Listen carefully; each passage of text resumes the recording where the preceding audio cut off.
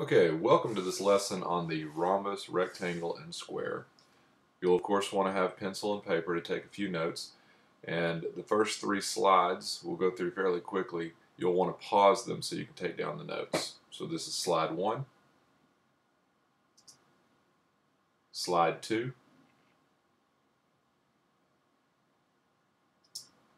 and slide 3. Okay, now that you have the notes down for that, let's start talking about each of these figures individually. First with the rectangles. In our example here, we have a woodworker that has constructed a rectangular picture frame.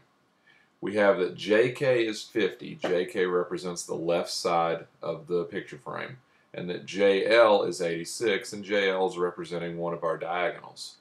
We're asked to find HM, which is one piece of the other diagonal. So we need to start with what we know. The first thing we should be able to say is that KM is congruent to JL. Now what you should notice about that is that's the two diagonals.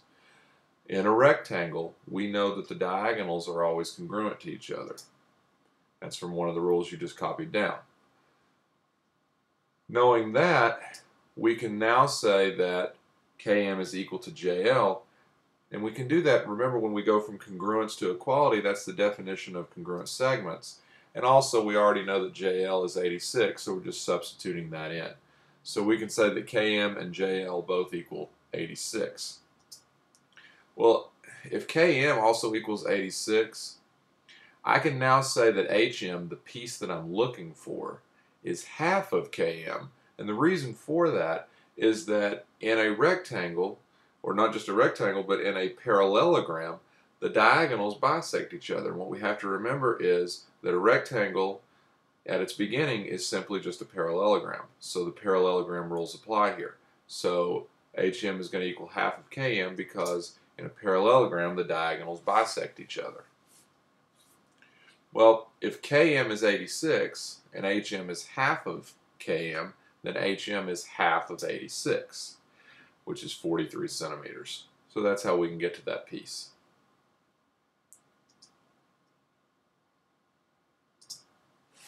Okay, moving on to the rhombus. We're going to look both at some sides of the rhombus and at an angle involved in the rhombus with this picture. So the first thing we're wanting to try to do is find side TV. TV being the right side of the rhombus. So what we need to start with is the fact that WV, the bottom of the rhombus, is equal to XT, the top of the rhombus. Now, remember that a rhombus, again, at its heart, is a parallelogram, and we've already talked about the fact that parallelograms have opposite sides that are congruent.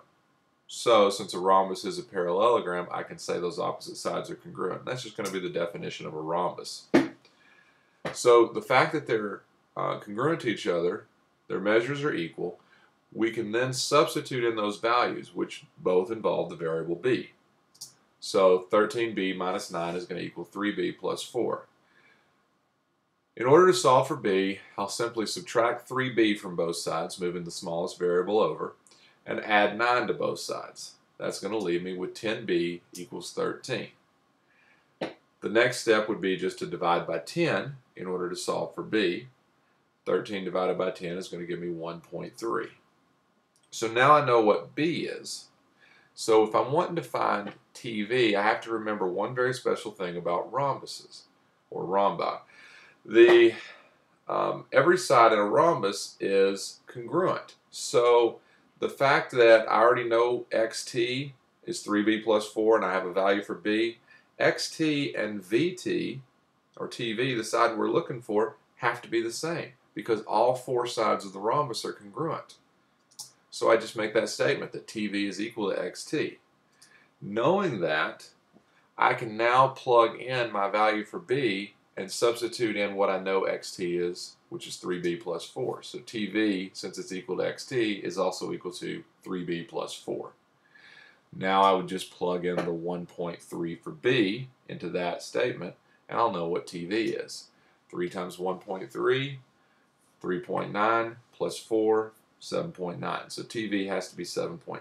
But not only does TV have to be 7.9, WV has to be 7.9, XV has to be 7.9, and xt has to be 7.9, because to be a rhombus, all four sides have to be congruent. So now let's switch gears and go from the side to checking an angle in our rhombus. So this time it's asking us to find the measure of angle VTZ. If you look in the upper right-hand corner of the rhombus, VTZ is one of the two angles there in the upper right-hand corner. Now I can already see that the other angle in that right-hand corner involves the letter A as a variable, 5A minus 5. So it would be real helpful to me if I knew what A was. Well, I look for another spot in the picture where there's an A, and I see the 14A plus 20 represents the measure of angle VZT. What's special about that angle is it's where the two diagonals of this rhombus meet. And the diagonals of a rhombus are perpendicular, as again you saw at the notes at the beginning. So if they're perpendicular, then that means those angles are right angles. So all I have to do is state that angle TZV is a right angle, meaning that it's equal to 90 degrees. I take that angle at 90 degrees and I now plug in what it's being represented by, the 14A plus 20. So I would say that 14A plus 20 is 90 degrees. So in order to solve, I'm going to subtract 20 from both sides, getting 14A equals 70, and then I'll divide by 14. So A is going to be 5. Now that I know what A is, I can now go back and use that in order to help me find the measure of angle VTZ. The first thing I need to realize is the measure of angle VTZ, the one I care about, is also equal to the measure of angle ZTX. In other words, the two angles in the upper right-hand corner are equal to each other. Now, this is because in a rhombus, the diagonals bisect each of the opposite angles. So the two angles in the upper right-hand corner are congruent to each other, same as the two angles in the lower left-hand corner at W. Those are congruent to each other. So these angles being equal means I can just replace the measure of angle VTZ with 5A minus 5 because that was the measure of angle ZTX. And I already know what A is. A is 5. So I'm just going to plug in to the 5A minus 5 with A being 5. So 5 times 5, 25, minus 5 is 20. So by substituting in there, I got that the measure of angle VTZ is 20. The measure of angle ZTX would also have been 20. And because a rhombus is a parallelogram, our opposite angles are congruent. Then if you go down to the two angles at W, angle ZWX and angle ZWV, each of those would have to be 20. Alright, so let's finish off with a square. We're going to do this through some coordinate geometry. And what we're trying to show in this picture is that the square that's pictured is that the diagonals of that square are congruent perpendicular bisectors, which means I've got to show three things. I've got to show that the diagonals are congruent, I've got to show that the diagonals are perpendicular, and I've got to show that the diagonals bisect each other. Three separate things that I've got to accomplish here. So I'll begin by showing that they're congruent. To show the diagonals are congruent, I need to find the distance formula. Now understand the diagonals here are representing the distance from E to G and the distance from F to H. So I'm going to use the values for EG and FH in order to find those lengths. So we're using our distance formula, which remember is the square root of x sub 2 minus x sub 1 quantity squared plus y sub 2 minus y sub 1 quantity squared. You also recall that another formula we can use for that is the square root of delta x squared plus delta y squared, just the change in x squared and the change in y squared. So looking here at EG, my values for x, for E, and G are negative 4 and 3. So by taking 3 minus negative 4, which will be 7, doing the minus and negative as a positive, I'll square that to get 49. And then taking the y values of E and G, which are 0 and negative 1, and saying 0 minus negative 1, or positive 1 by the same reason, square that, that's still positive 1. 49 plus 1 is 50, and I'm taking the square root of that value. Square root of 50 is my length for EG. Using the delta x squared and the delta y squared method, I'd have just asked myself, for the x values of E and G, how far apart are -4 and 3? They're 7 units apart.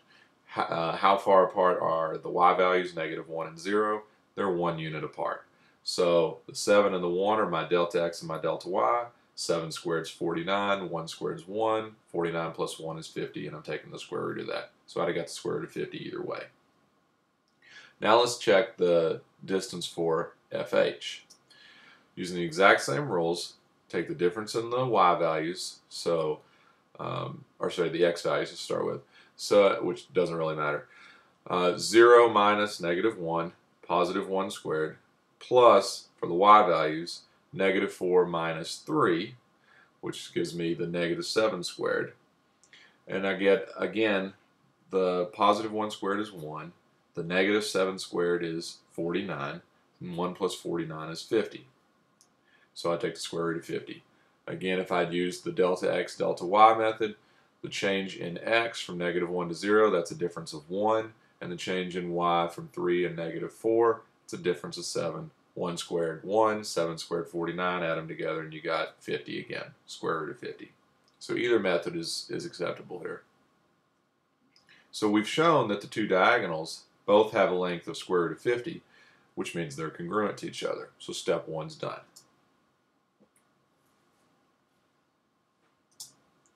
Now we want to show they're perpendicular. Well, in coordinate geometry, the only way we can show that two line segments are perpendicular to each other is to compare their slopes. So what I now need to find is the slope of EG and the slope of FH. Remember that the slope is y sub 2 minus y sub 1 over x sub 2 minus x sub 1, also known as rise over run. So finding the slope of EG, I look for the y values of E and G. The y values are -1 and 0, so taking 0 minus -1 gives me a +1 on top. And then I look at the y values. Since I started with the 0, which is in coordinate G, I've got to start with the 3 in coordinate G as well for my x values on the bottom.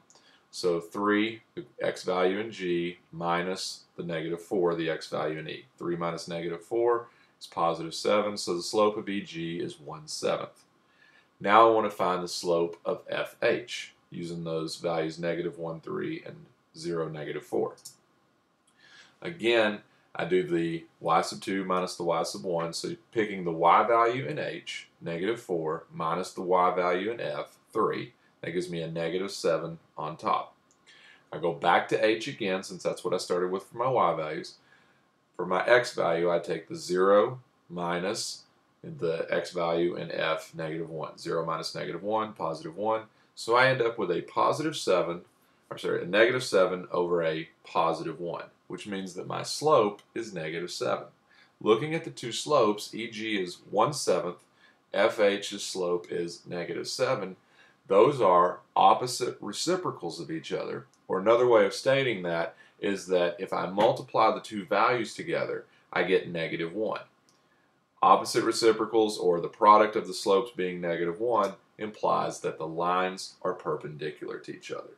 So we have now shown that they're both congruent and perpendicular, 2 of our 3 steps done. The last step is to show that they bisect each other. The easiest way to show that they bisect each other is just to show that they have the same midpoint. If they both have the same midpoint, then they're bisecting each other. So I would find the midpoint of each of these two diagonals. Remember that the midpoint formula, you're creating a coordinate. The x value of that coordinate is x sub 1 plus x sub 2 divided by 2, or the average of the x's. And the y value of that coordinate is y sub 1 plus y sub 2 divided by 2, the average of the y values. So we want to find the midpoint of EG. So we take our x values in E and G and we add them together. -4 plus 3. That ends up being -1. And we divide that by 2. So the x value of our midpoint is -1/2. We take the y values of EG, -1 and 0, we add them together, we get -1.